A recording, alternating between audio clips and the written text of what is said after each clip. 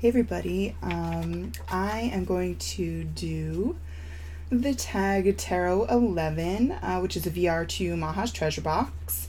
I was actually tagged by Owlcat75. I'm going to link both of their channels in the box below. But this is a tag of 11 questions about yourself in the tarot. And a lot of them are things that I've answered before, but I love doing the tags and I love doing VRs. It's kind of like a really great community. So I'm going to sit back, get my tea and my Guinness mug, and stare at myself on my computer. That's what I keep looking off at, by the way, in case you ever noticed. I go through. I wrote them all down by hand because that's what you do in 2018. So this tag was created by Maha's Treasure Box. She had a really cool description in the beginning of her video about how she kind of distilled the numbers of 2018 down to the number 11, and that's why she chose 11 questions. And so yeah, so let's get started. Let's go. Number 1, when and how did you first discover tarot? So I don't remember. I think I read about it when I was about 13. I was just kind of getting into witchcraft and Wicca and all that stuff.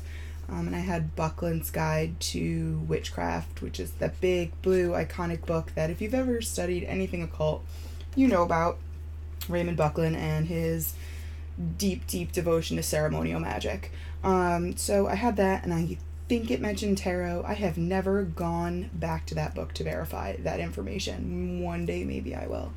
But I think that's where I learned about it. And so I was about 14 years old. I had my first job. You guys have heard this story a ton of times, but I was 14 years old. Got my first job. With my first paycheck, I went to the Borders in the Galleria near me.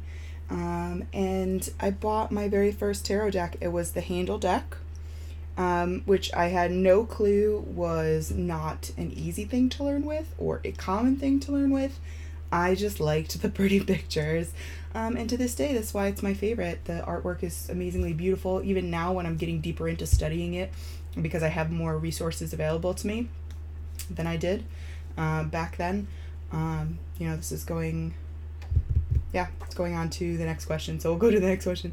How long have you been working with tarot? So this is kind of the end of that. I was 14 when I started reading tarot, and yesterday was my 37th birthday. So we are at 23 years of tarot reading. And I've done it pretty consistently then to now. I've always kept a journal. I didn't have my cards with me for like a brief period, so like maybe 1 or 2 years at a clip where I wouldn't read my cards, or I'd put them away, or I moved and they were in a box or something crazy like that.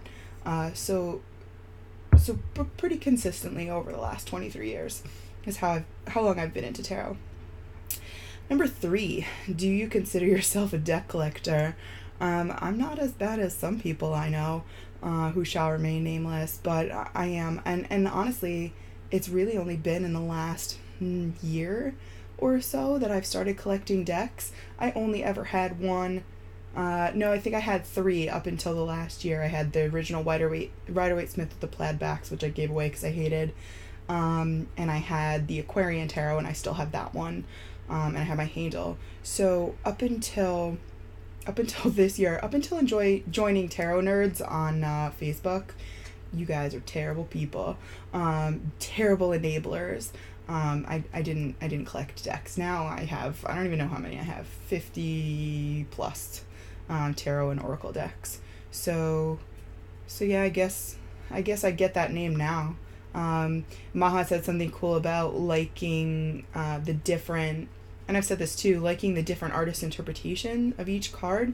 You kind of learn something new about each card and how it is read or how it means to other people, which is very important when you're reading for other people as a business like I do.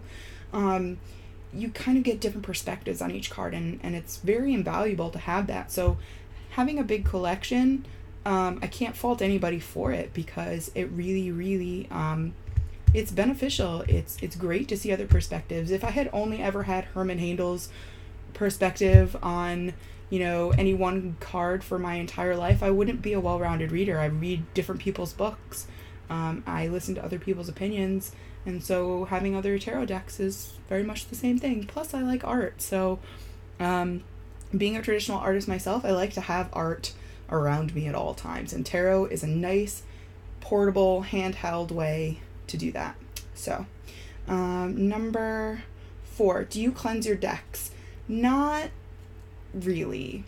And I say that with very little conviction because I don't do any sort of ritual or anything. I do plunk, I can't really see it right here, but I kind of do plunk them on my altar with stones on them.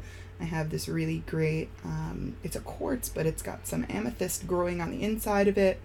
And it's just got some really cool stuff in it. So that kind of sits on top of them sometimes. I have a giant black tourmaline that I like to kind of just plunk on top of there. And like I said, it's not ritualistic or anything. I just do it because it feels right. I don't really think about it too hard.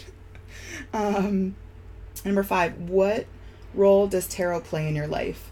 Tarot plays every role. It is a confidant. It is a collaborator. It is a comforter, a nurturer, a way to kick myself in the ass because I know that the answers are coming from me and not from pieces of paper, really. But it is also a way for me to connect with other people. Something that I had this conversation with a friend of mine that I'm kind of shy a little bit, and I do these videos as a way to kind of break out of that. And so tarot is my way to connect to other human experiences. I'm only one person. I'm not that old in the grand scheme of things.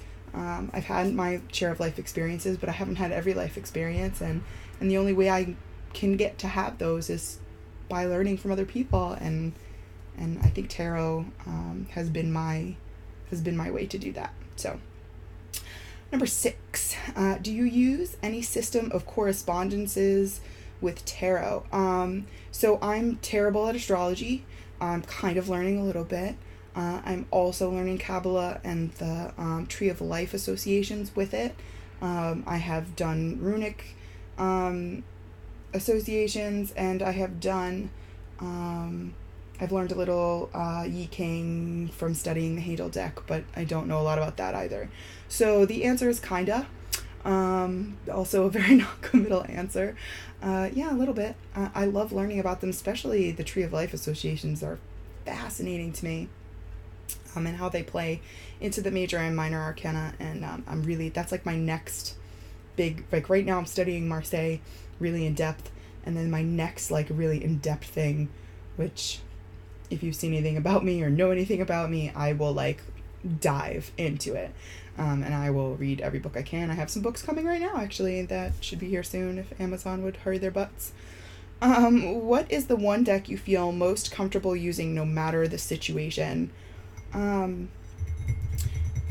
way I'm going to take that question to mean is like, using a deck for love or a deck for, family, or a deck for, like different types of readings.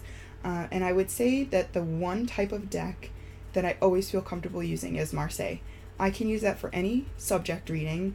I can get a good reading for any subject using a Marseille tarot.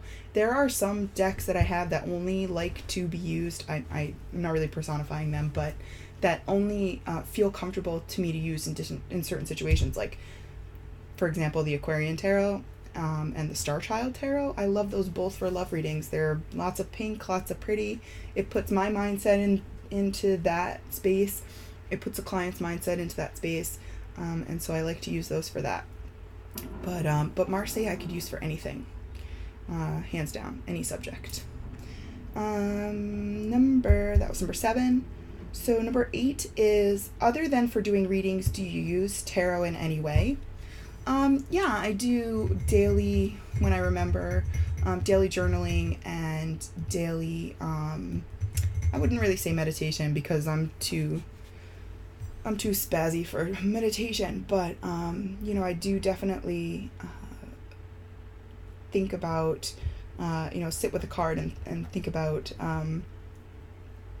different things pertaining to my day. So I use it for that. I do use it for a little bit of spell work, not a lot. I'm not any one particular flavor of witchiness. I just kind of do my own thing, and so I use it for that a little bit as a focus or as added energy to a spell, that kind of thing. Number 9, do you read tarot for predicting the future? Nope. I don't think the future exists, and thus I cannot read for it. I believe that there are plausible and possible outcomes based on present paths and, choices that could be made in the present, but I don't think the future exists, so I don't read for it. Actually, on my website, it says exactly that, that I don't believe it exists. I don't know if that turns people away, but at least I'm honest. Number 10, if you could be any card in the tarot at this point in your life, which card would you be? I think right now I would be, I'm gonna focus on the word could in this question, and I would pick Temperance. I struggle with not obsessing over things, and I don't, don't do it to detriment of my life, but I do throw myself into things very deeply, and sometimes moderation gets lost in that. And so Temperance would be a way, or if I were Temperance, I would know instinctively how to balance those areas of my life and how to make things kind of work out. So that's my answer for number 10. I don't know if you guys can hear the snow plows outside. They're very loud, but it's snowmageddon here in New York today. So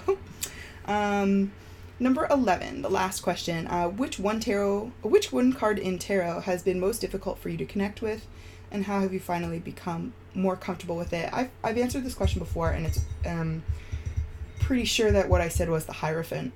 I have always not understood that, and I think it's probably because it's been likened to a priest and to Catholicism, and I grew up Catholic, and so part of me wants to rail against that and not know anything about it, but I learned a little bit more that it's about teaching and imparting knowledge that you don't get from family, so outside and influences and things like that, and that's a very important thing to me. Like I said before, I'm only one person, so I don't have all of the experiences. I need other people to kind of fill in my gaps. And also, I have found recently that I really love to teach, and I love to impart what I know in helping other people understand tarot and different divination systems. And so the Hierophant and I have become BFFs this year. I think that's my card for the year, or at least it was last year. I'm kind of hoping to ride the wave into this year. But yeah, so that's my Tarot 11 tag on my nifty little index card, and the rules were that I had to tag one person. So I tag you, Pamela Thies. I need you to do this tag if you haven't done it already. I'm gonna see your answer soon. Talk to you guys later. Bye.